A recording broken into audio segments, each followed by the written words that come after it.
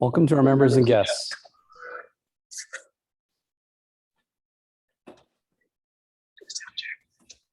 We're now recording.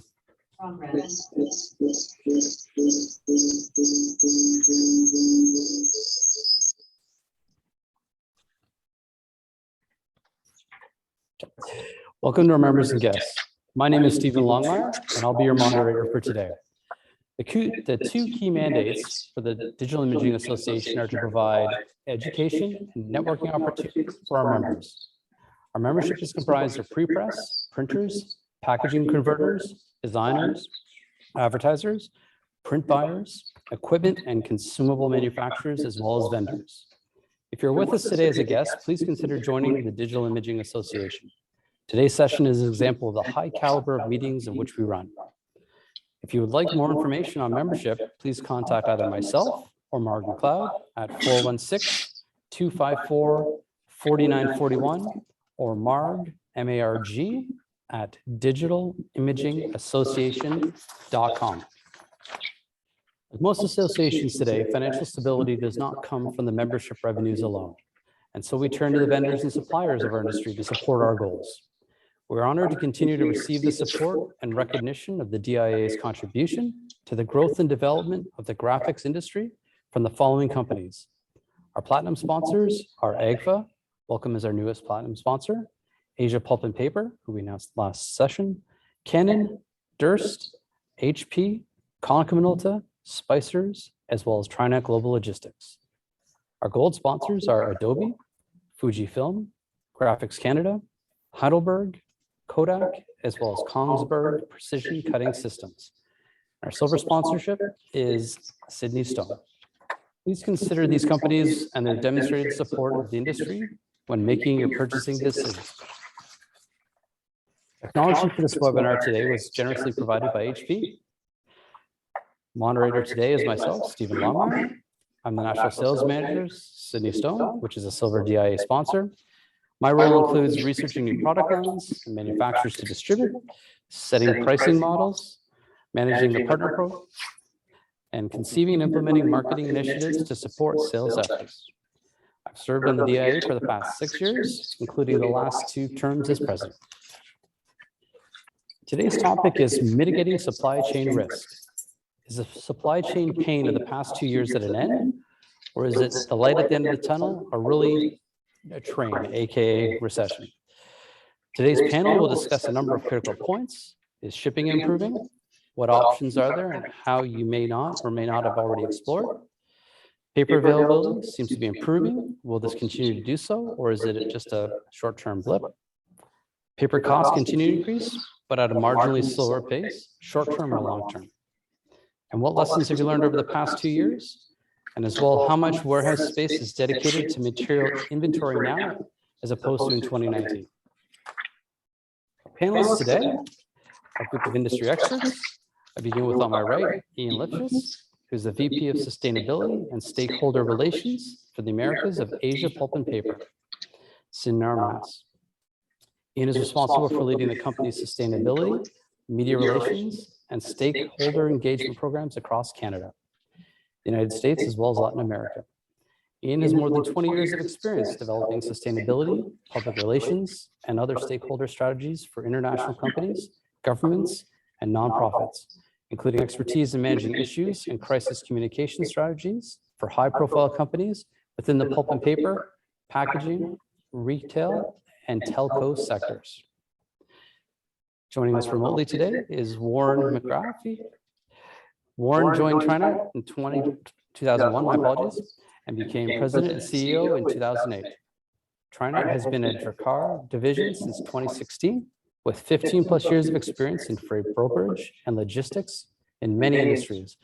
And Warren brings extensive expertise in transportation of goods throughout the world. Warren developed Trinet's Canada and US brokerage operations and technology platforms serving shippers in North America. Next, we have Mike Mishkadi, president of Cenolite Services.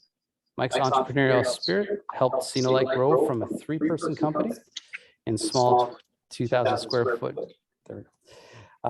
unit to one of the largest wholesale printing businesses in all of North America.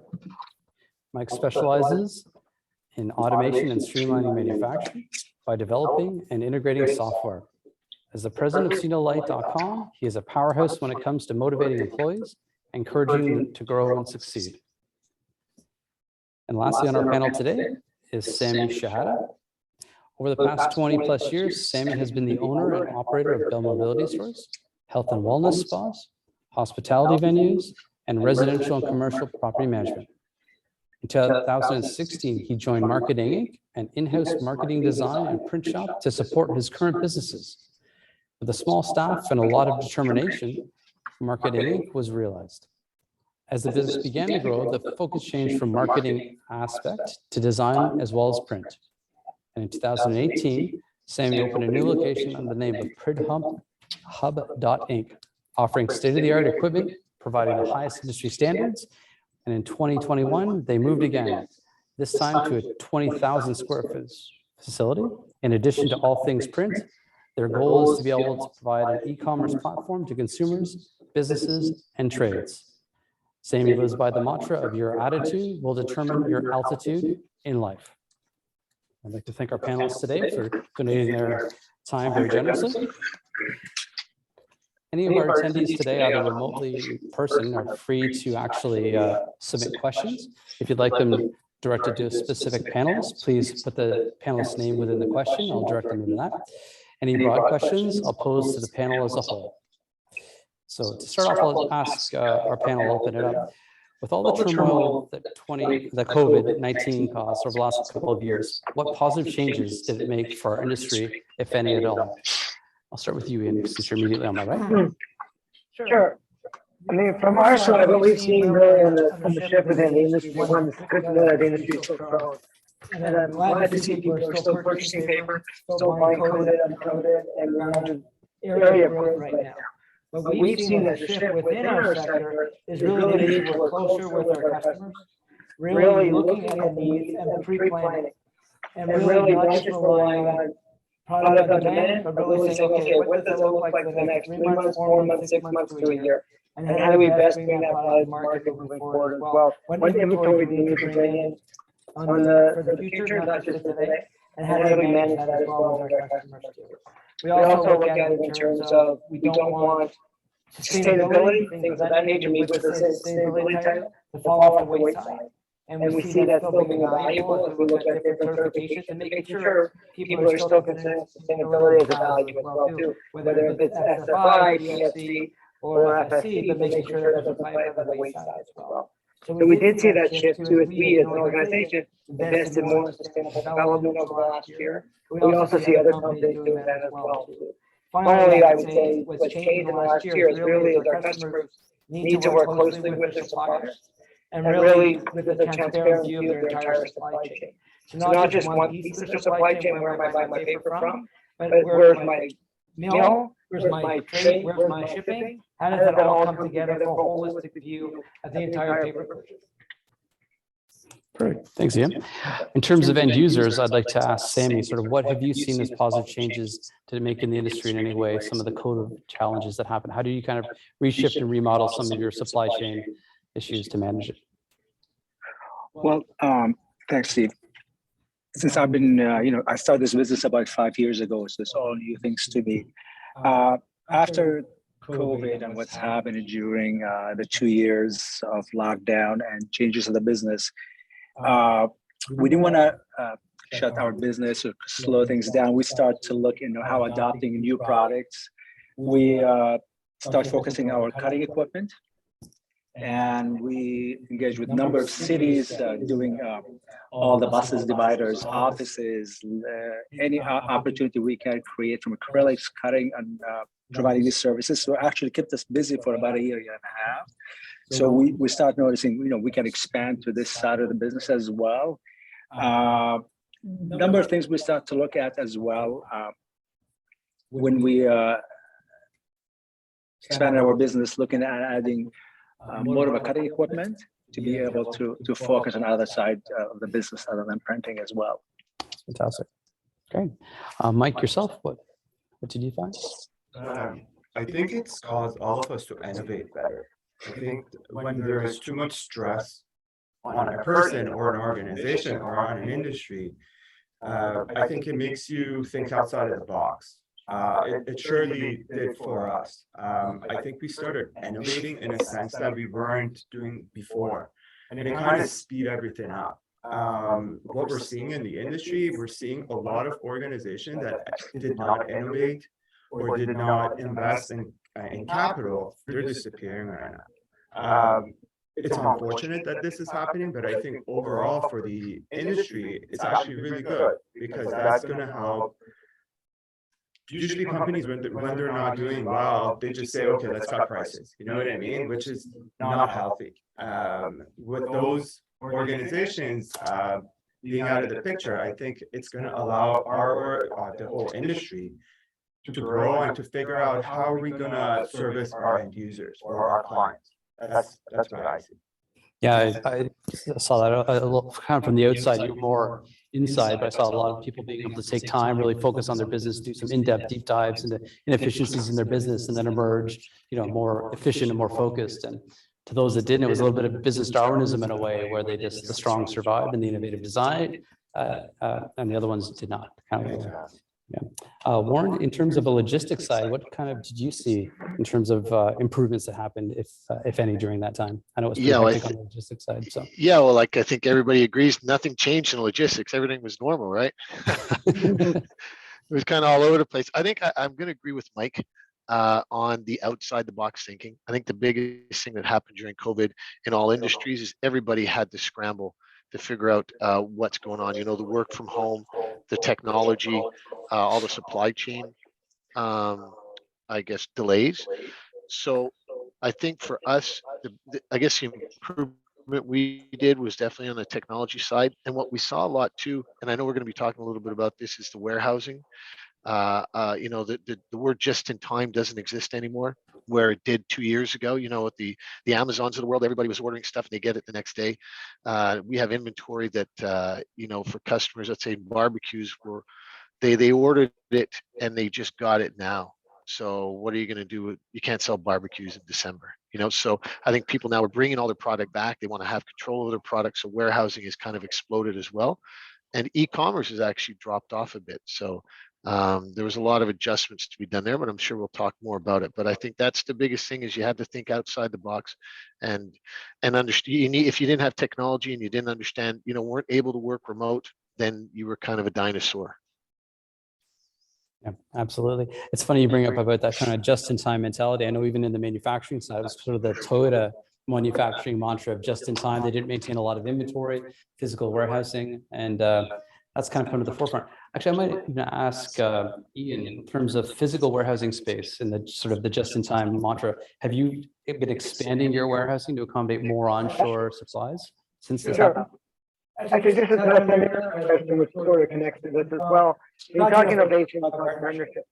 And I think it's really sitting down with your customers, understanding what their needs are, short-term and long-term, and that's going to drive the innovation. So what we've seen on our side is inventory. Yeah, we just moved into a new facility. We've doubled our office space. So we're able to bring in product and have the warehousing as well available too. And we're seeing that value add to our customers too. We're no longer pushing the product with just time delivery, but really working with them on the type of nature and understanding their future needs and being able to keep that product for them as well too, and manage that process. That's perfect. In terms of yourself, Sammy, have you noticed kind of an increasing of warehousing of materials, just kind of handle the possible short-term delivery woes that may be experienced for substrates and things like that? Are you warehousing more stock than you would have normally in the past? Yes, actually, we have in the past year and a half, any opportunity we can purchase more inventory. We actually increase our warehouse size by about 5,000 square foot, just to add space for inventory. Thank you. And that's what actually been our biggest focus, where opportunity give us, opportunity to purchase more inventory. We basically pursue it and try to stock more in our warehouses. Oh, fantastic. Mike, I saw you nodding kind of emphatically about maintaining more inventory than. We used to be proud to have just in time and to be down to 15 days prior to COVID. But now we're inventorying over 3 months to 4 months worth of paper. Because so we went from having a very small inventory space to having over 35,000, 40,000 square feet of just inventory, which is insane, but this is what we're in right now. Yeah, you're right. It used to be that model, the lean manufacturing model, right? Like minimizing warehousing space, maximizing manufacturing space. And now it's adapting sort of the other. It's just changed. Yeah. Warren, I might ask this question to you first. What was the percentage increase in transportation costs from the side of your logistics providers that you manage to the delivery side of your business? Wow. So it varied quite a bit depending on the mode. I think everybody experienced the China effect. So where containers were at $5,000, $4,000 to bring it in out to Montreal, Toronto, let's say a full 40-foot container. Well, that went as high as $30,000. So we were making jokes here. It's not the dollar store anymore. It's a $20 store because it went. So ocean, and that's funny enough, it's come down now. Now it's below where it was prior to COVID. So now you're seeing it at about 5,000 again, 4,000. So it's back to those levels. On the trucking side, we saw a huge increase on the cross-border full loads. I would say about a 30 or 40% during the COVID time. But again, today, I think they're back to pre-COVID levels. And small parcel, it wasn't too much. What small parcel did is they added fees, extended.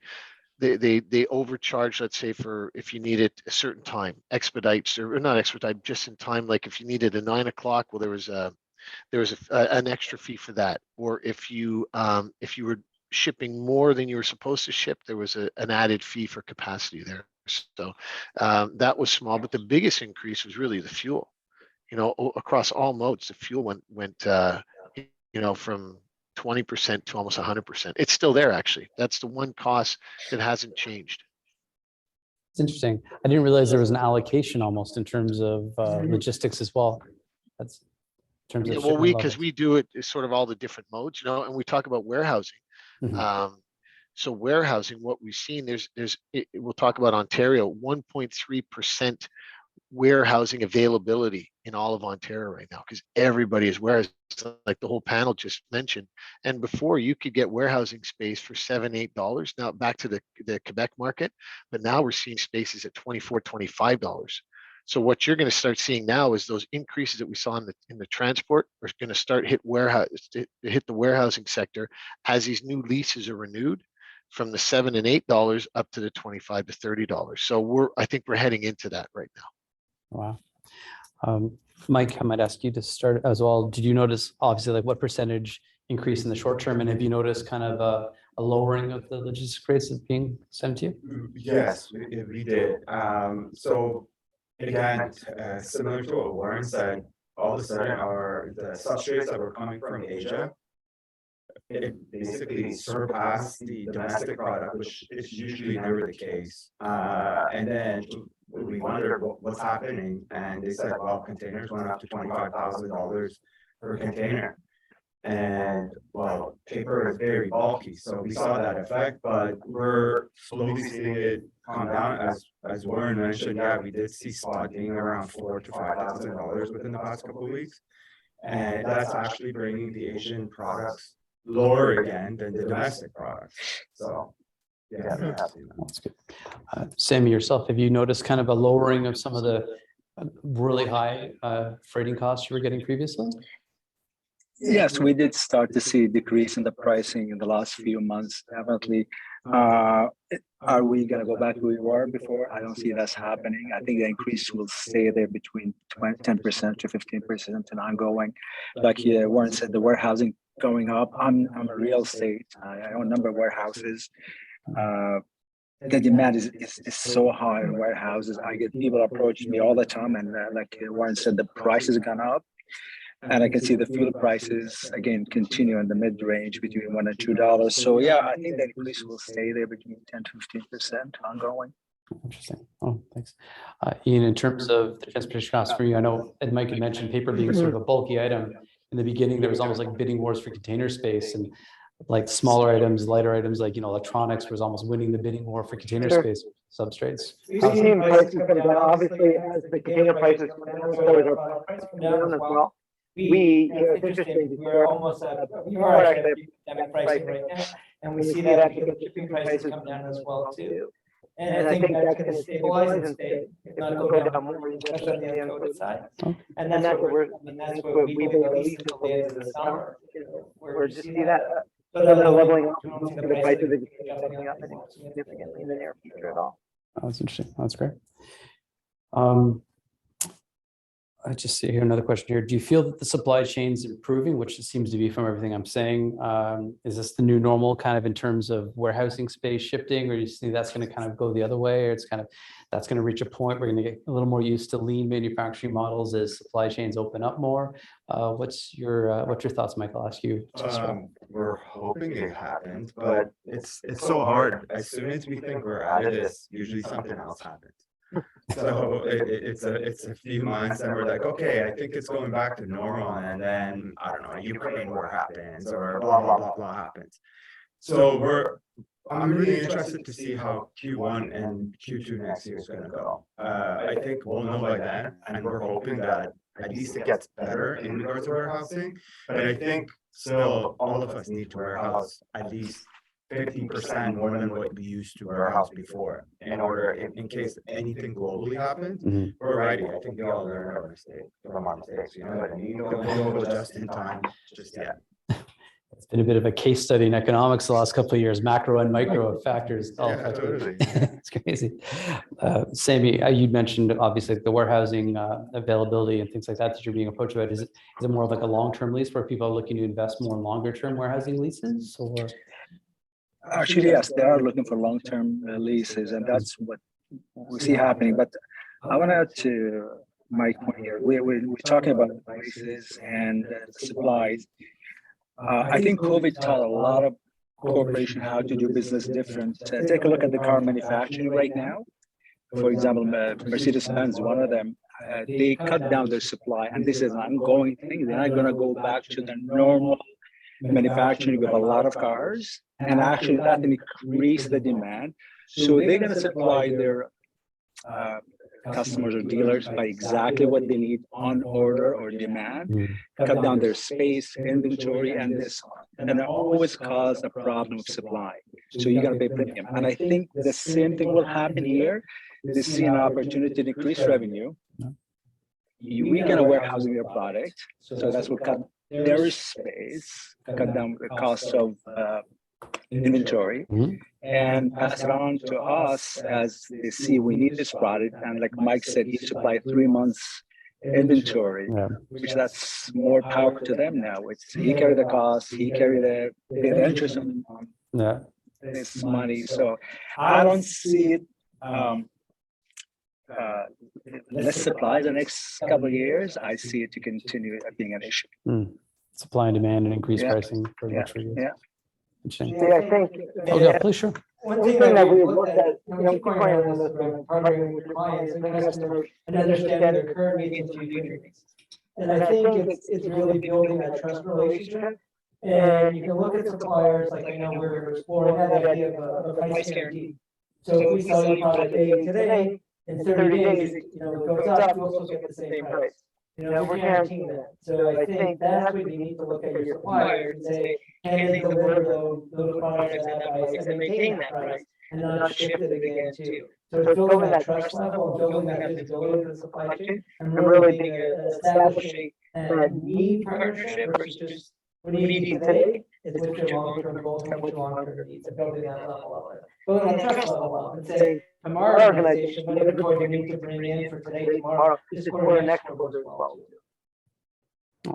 It's interesting too, Sam, you kind of touched on something too about SKUs, about the availability of like different models, inventories, different trim levels of luxury goods. For years, that's sort of been happening in the printing industry in terms of web to print. You decrease stock options, you decrease all of the different size availabilities and options.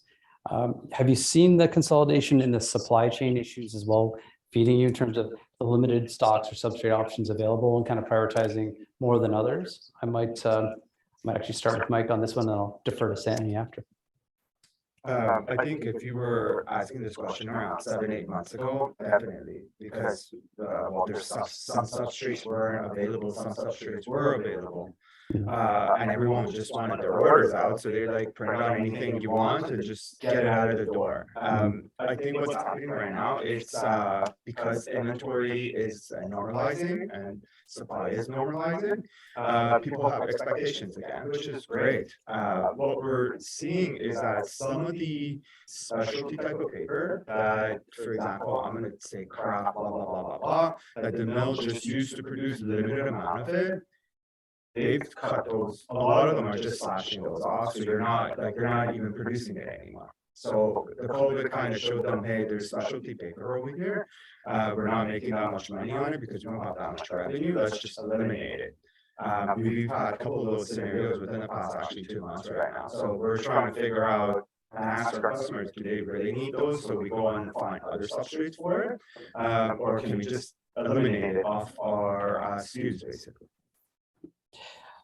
Warren, in terms of logistics providers, are you finding kind of I know it's not SKUs per se, but freight types, freight sizes, specialty type container sizes, things like that? Are you seeing a limit of that? Well, there's only a certain amount of containers. No, I actually, the containers right now, there's a high availability.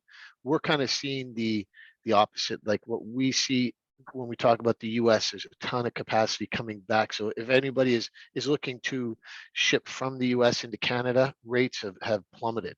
Like they're lower than they were 5 years ago. There's just the whole market's gone upside down. So if you want to look for price, product in the US to bring into Canada, now's a great time because there's a lot of capacity that way. But I think overall what we're going to see is a bit what happened in 2008, 2009. I think we're going to start seeing these on the transport side, the trucking companies that started in COVID, at those high prices, and they made their business model based on the high prices, and it was going to be sustainable for a long time. Well, now with these prices coming down, we're going to start seeing trucking companies go out of business. We're starting to see trailer prices come down. Everything's starting to come down. So I think there's going to be a big shift in the market, which is good for businesses and manufacturers because there's going to be capacity.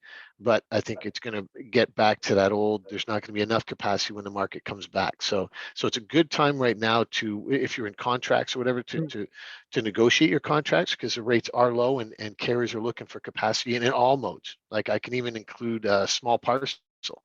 The FedExes and the Purelators who didn't want any business or no new customers, now they're back out in the market looking for new customers. So I don't think there's no mode is in danger right now. There's a lot of capacity, so take advantage of that now. Right, like you said, right now we've got an overcapacity, under demand, and then it'll go the other way. Yeah, it never matches. Yeah. Like Mike said, it's just always up and down. Something else. Yeah. Sammy, in terms of the SKUs, are you finding kind of you're looking at maybe limiting certain SKUs that you're going to offer in terms of availability of perhaps to your end users, to your customers, based on lack of availability of certain SKUs from suppliers? Well, one of our focus right now, educate our customers on options. Yeah. There are customers, again, there are specific things, a product they've been using for a long time. And actually, it's been a learning experience the last 2 years, sitting with the customers, showing them the option, and a lot of them adopted to these changes. Mm-hmm. So that's allow us, instead of ordering number of SKUs, cut it down, add more inventory, try to negotiate better buy on these items. But yeah, actually, the biggest thing is was teaching our customers on the options and how we can service them faster, give them the product in their hand faster, with the option available to them. Yeah, absolutely. Yeah, it's a lot of education on both ends, supplier, printer customer. It's big post-secondary school model. So in terms of some of the 3 biggest things you may have that are still sort of lingering of it, what in fact would it be if maybe I'll start with you in terms of kind of if you had to identify 3 lingering factors of COVID or any of this sort of supply chain issues from that, what they may be, either directly to you or to your customers? I think for our customers, again, it's assurance, right? And I think that's key and top of mind as well. Obviously, supply insurance as well too. I think those are the 2 biggest issues that we have to overcome as well. And it's really getting that comfort level there, and it is there, it is available, and the prices are stable. Mhm. They're stabilizing, and if there are concerns of higher prices today going down tomorrow, there's solutions to develop that as well too. So I think it's just really, again, recreating that trust and that partnership as well. Good point. Mike, if you had to identify kind of three things that may still be Yeah, sort of linked. as I mentioned before, specialty paper, if it's a unique special paper, we're still having issues with it. Label material. So if you're in the label business, it's still it's a 5 weeks, or my procurement people know better than me. But it's like if you have a brush order that comes in that requires a lot of substrate, you can't get your hand on it basically. And some of the large format substrates that are unique and special, we're still finding those hard to get basically. So that's it. Perfect. Sorry, Sammy, if you had to, sorry, I have a bit of an audio issue. If you had three things kind of that you could identify as being sort of still possibly lingering issues, is labor an issue? I know in a lot of That's cases. one of the, I was that's going to mention, labor is a key issue right now. We're still struggling. We know things are going to change coming the new year. There'll be, before we had challenging, number one, finding people to work. The cost of operating business substantially higher on labor cost. But we're going to see a shift in that as we see more of layoff happening in the next 2 months from tech companies. We're going to see more people available to work, and that will change that, I think, next year. However, we're still struggling with paper supplies as well envelopes. That's one of the key issues we're still struggling with. Yeah, that's a big thing that a lot of people don't think about. Envelope supplies, the allocations of that was just a massive issue during this whole time. And they could pick and choose and could set minimum orders that were outrageous to fulfill, and anything below like 50,000 units they wouldn't even look at. So, yeah, exactly. Yeah, I've noticed a lot in terms of labor issues, printers looking to innovate, automate, trying to have like one unit to run 4 or 5 devices because they can't find the 5-10 people to run, that finishing aspect. Before, the finishing departments used to be a very labor intensive, less automated division of printing companies. Now, at a necessity, I see a lot of printers automating more to. And we're seeing a lot of people, not a lot of people, we're seeing some of our they're retiring basically. Some of our employees are retiring right now. They're at that age right now that they looked at COVID, they're like, oh my God, this could happen again. Let's enjoy what we have while I'm healthy. So, and they have vast amount of knowledge within them. And it's amazing. Like we had one pressman retire, and the amount of knowledge this individual had with them, it's just amazing. And that kind of got us back to thinking, oh my God, so we got to start doing training again. So it's interesting times. Yeah. Hey, Stephen, if oh, sorry, Warren. Yeah, please. I could just add, yeah, I think I agree, obviously people, but I think the biggest thing that's still here is, what is your model? Are you a hybrid? Are you a work from home? Are you, come into the office? And I think that's the biggest challenge that companies that we're seeing are having, like because I think all the workers want all work from home, but we all know that that's not a great model for everybody. The hybrid model, that whole life work balance, I think that's one of the biggest lingering things, and it's still ongoing. I think that the people are there, the talent is there. It's just they're more they're choosing, they're more picky about where they go to work today, which wasn't a factor before COVID, I don't think. You're right too. I mean, to like an abundance of jobs, a shortage of skilled people to fill them, they can be choosy at this point in time. They can just negotiate that going in. That's actually a great point, Warren, because that kind of leads me to my next question in terms of, I'll start with Ian actually. What have you learned kind of as a business and incorporate best practices moving forward to kind of insulate or minimize disruption to your customers or your supply chains based on this experience over the last 2 years? Sure. Again, one of the things that we've seen is we're fully integrated. So when we talk about supply, we talk about specialty paper, our machines never turned off.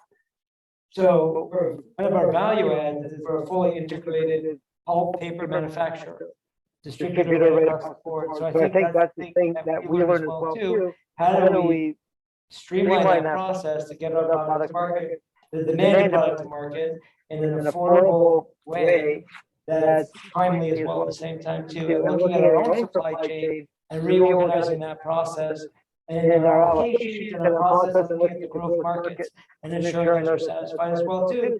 looking at our home markets, our local markets like Canada, and making sure that allocation is here to bring that product here and making that available as well. I might ask this of Warren, because you kind of touched on it a bit to begin. What would kind of your most incorporated best practice be? I know you mentioned hybrid work roles and things like that, but I know you worked extensively with software as well to do portals and things like this in terms of self-booking and freight and things like that. Is that kind of some of the best takeaways? Or?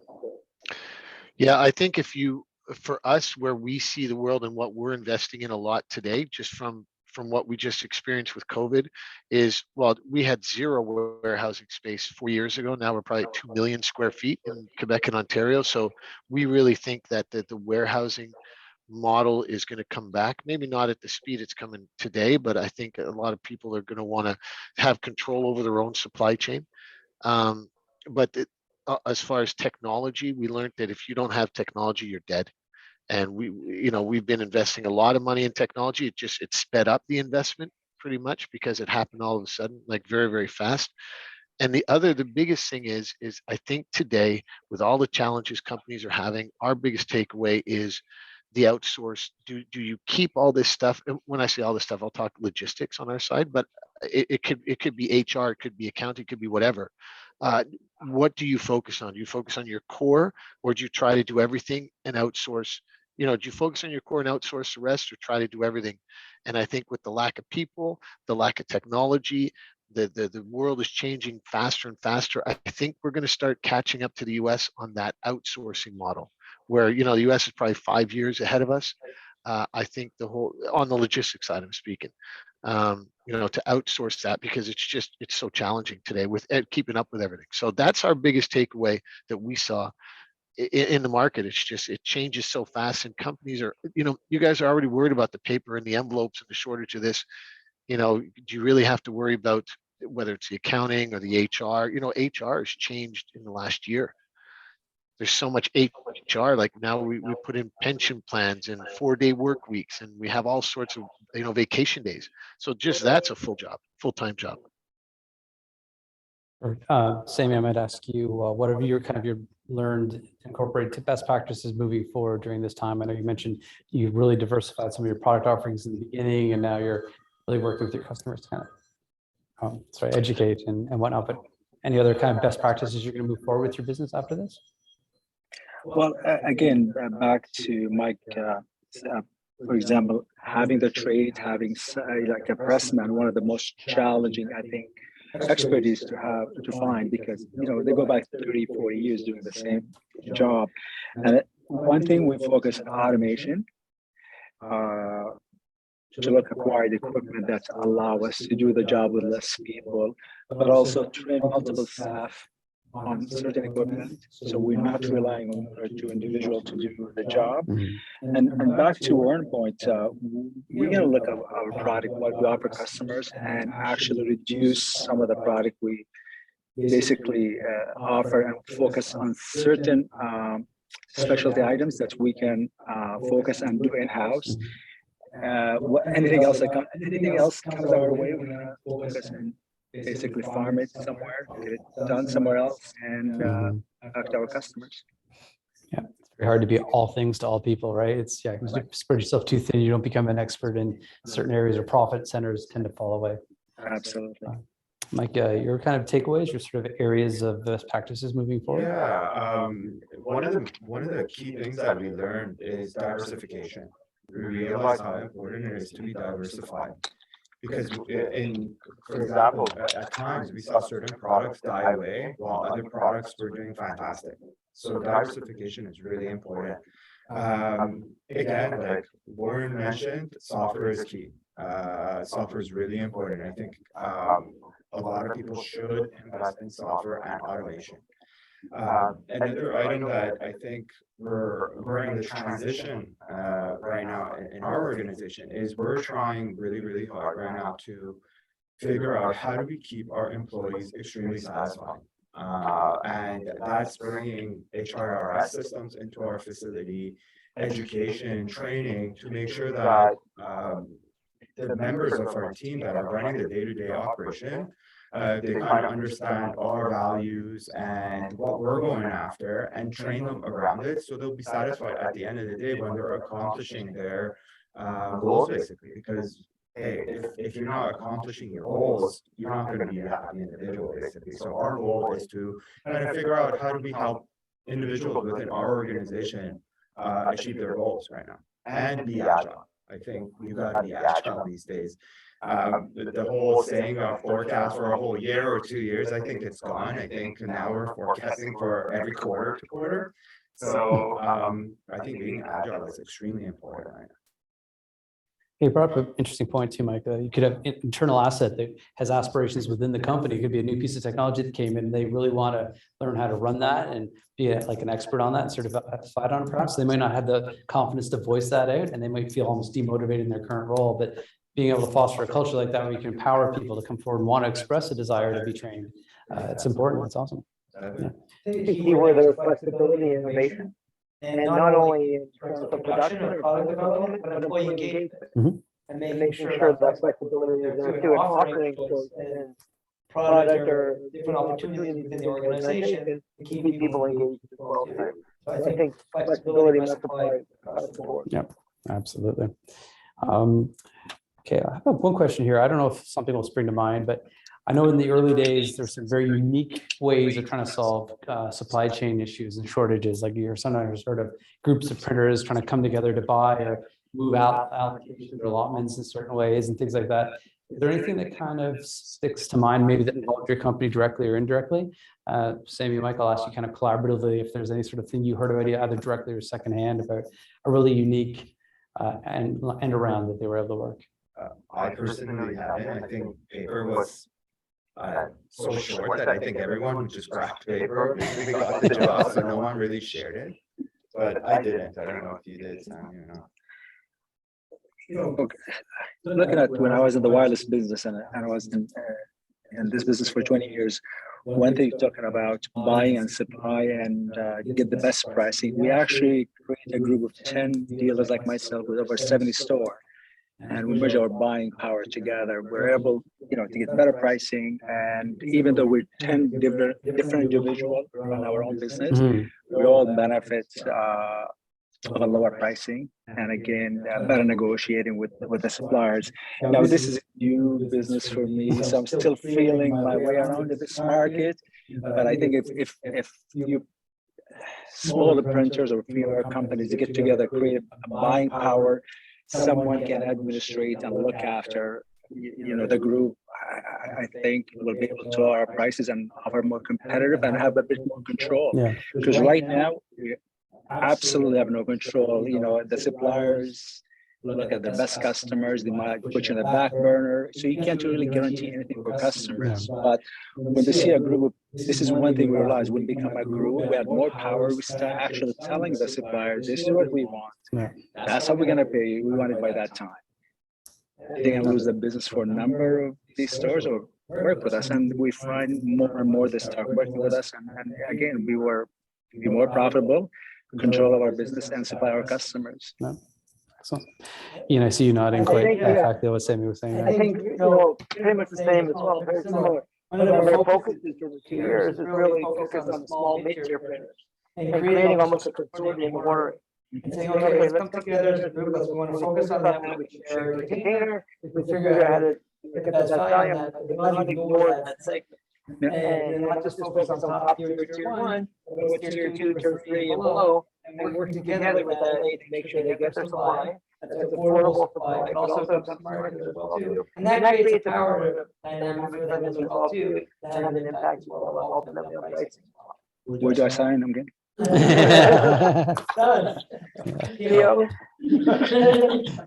Warren, I'll ask that as you as well. I can know obviously fractional container costs are more expensive than a complete container. Did you see instances where groups of companies were kind of pool their shipment into one complete container?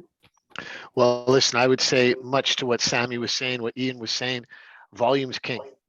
So if as much as you can consolidate your volume and, because carriers, I think carriers will stay away from, because it's inefficient to just go pick up one pallet at one place.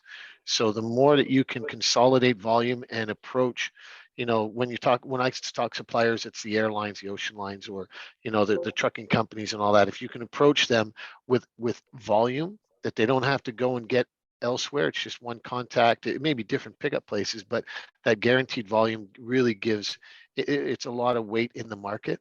Because if you're a one-off, that's gonna not a lot of carry. It costs them too much money just to deal with a one-off. So as much as you can consolidate, consolidation's king. So if you can, the more volume you have, the better you're going to be positioned in the market. Great. I'll ask maybe this of our printers first, and then I'll go on to our obviously paper supplier and logistics provider. Have you found any sort of segment rather unchanged during this past 2 years of your product offering? Obviously, there's been highs and lows. Some have increased out of nowhere, like protective shields or physical barriers, the same was saying in transit, which never existed really prior. But is there some area of your offerings that was almost untouched or the least affected? And if so, what else? Yeah, I think postcards were good. Postcards were really good. I think COVID helped the postcard market. Oh, wow. Never would have thought of that, actually. Wow. Unaddressed ad mail did really well. You know what I mean? I think yeah, okay. So I think postcard was good. Labels were good. Labels actually saw growth, and I guess it's because most of us were at home. And signage was decent as well. I think we saw signage rapidly increasing because less people wanted to touch things, so we had more people were producing signs. But yeah, those are the products that I could think of. Sammy, was there sort of any area within your existing group of offerings that was kind of least affected of your product group?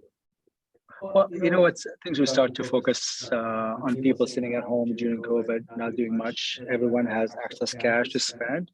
We're focusing on wallpaper. We start printing different type of wallpaper. We have flatbeds, we can do the job. So we actually reach out to a few designers in the market and we say, look, this is what we can do. Just share with your customers, and whatever they dream of it, we can print it and put it on the wall. So that's one thing we focused on. Shields for vehicles, buses, and postcards, like Mike said, that has increased, and we did see an increase in that side of the business. That's amazing. Actually, those are two answers I didn't even think of, like postcards and custom bespoke wallpaper. Yeah. So traditionally you hear of like bespoke wallpaper, like Pantone matching corporate office colors, things like that, or hotel chains, but I never thought of that.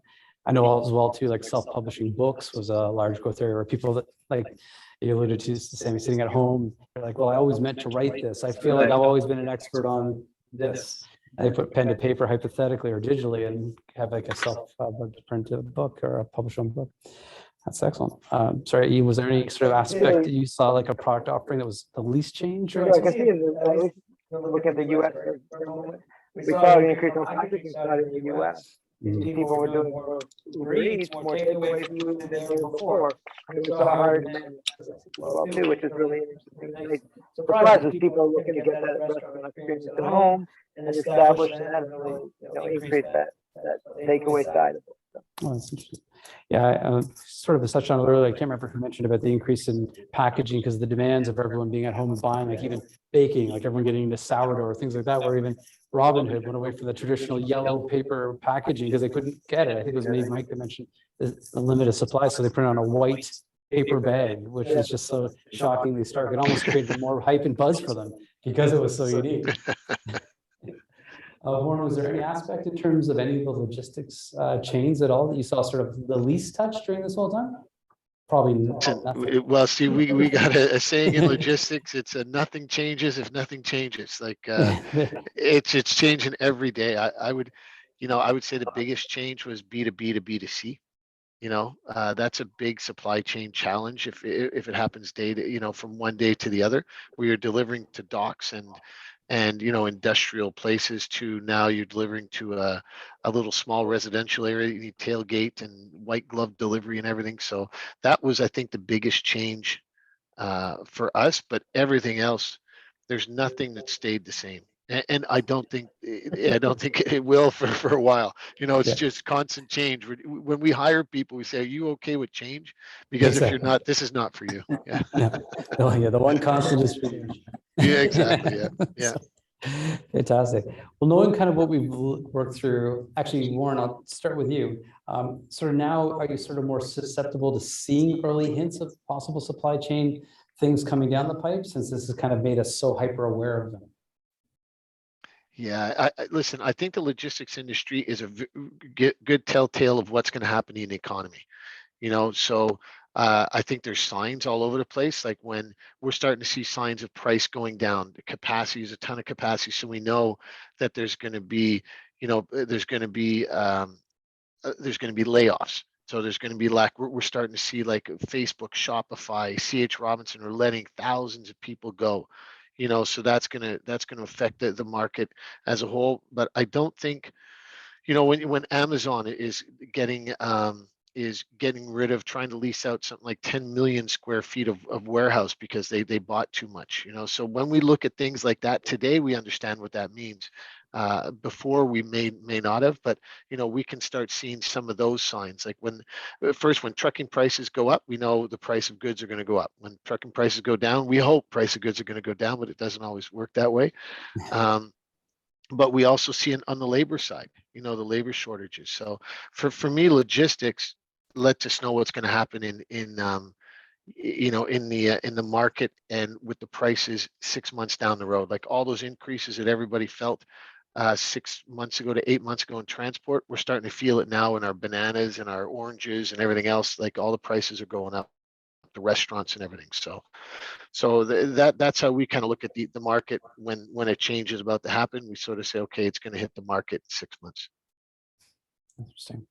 In terms of you, Mike, is there anything sort of telltale signs you're looking, early indicators now that you're kind of Yeah, we're already seeing some slowdown in some of our products. So that started occurring early this month. Because before we had a bunch of elections, we had election in Ontario, we had election in the States, so it was kind of vague, basically.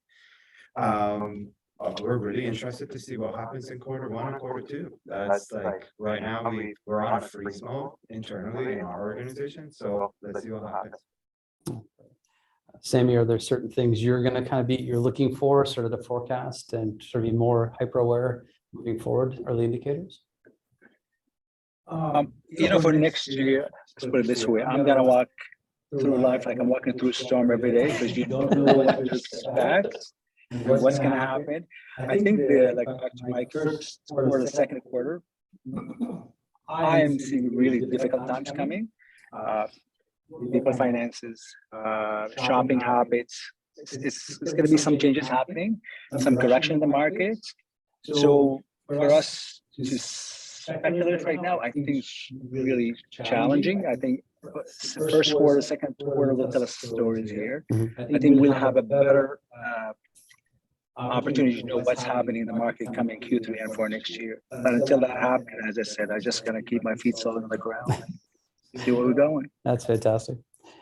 I would be remiss if I didn't ask you as well. I mean, from our side, we're watching the supplies there, supplies available, logistics prices, of course, are coming down, prices are coming down. I think the comfort, it's what's available, what price is there now. Perfect. I'd like to ask as well, just remind our attendees online or in person, if you have any questions for any members of our panel, please feel free to ask them out. I have a question here in-house.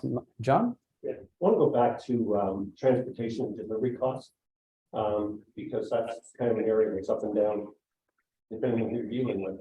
If I order $3,000 from Moab in the US, I get free shipping and brokerage. But I use a 3P warehouse here that does an overnight delivery, and I get an overnight charge, and there's a fuel surcharge, and there's a THC, and a couple of other items later there. So Mike and Sammy, I'm kind of curious, from dealers and manufacturers, what are you seeing in delivery charges that are coming to you over and above the regional, or are they? From 6-7 months ago, they actually separated it out because those were going higher and higher, right? So we asked them, hey, just basically put it as a line item, because majority of them pre-COVID, they were digesting it, I think, right? But I think it got so high that everyone said, hey, you're getting, you have to pay for it right now. we're interested to see. Right now, we're going back and we're saying, hey, everything has dropped. Are you still charging us for this sort of stuff, right? But I guess they're just trying to get as much as possible before they react. So we're waiting to see what happens. So is that manufacturers or dealers, like local dealers? Or they It's merchants. merchants? It's a lot of merchants. Like if you're getting your paper, if you're getting your ink, your blankets, etc. If they're shipping it into your warehouse, they're charging you for it now. Okay. And Sammy, do you have anything to add about in terms of the bills you're seeing with, increased delivery charges or surcharges and whatnot? Most of these companies are coming with all these fancy terms to charge you more money, tag, fuel, whatever they can tack on that bill and charge you. I think it's gonna come. The bottom line is how hungry they get down the road, and the supplies drop. They're gonna have to change. I mean, they cannot keep tacking these charges to our bills, because eventually we gotta look at our bottom line. We can't keep passing these costs to the customers and increasing our prices, because now eventually the customers will stop the purchase or the buying. Probably by next year, they're all going to milk it for as long as they can. And once the market adjusted, you see them taking these charges back down. It'll just take one to offer without, and then the business will push that way, and then it will also be forced to lower. Absolutely. Warren, I'll pass that to you as well. Did you hear the question that came from in-house? Barely. Yeah. I was talking about, sorry, John, I was talking about some delivery charges passing along additional charges, surcharges, fuel surcharges. Yeah. You see that being built in as line items or more of an incorporated into the overall, is that correct, John? Yeah, the overall invoice. So my advice to those that are buying products and that the shipper or the I guess the person you're buying it from is charging you the freight, take control of the freight. Because then if they're charging it to you anyways, you might as well control that, because guaranteed, and you guys probably all do it too, when you charge freight to somebody, there's a bit of a profit in there for you as well.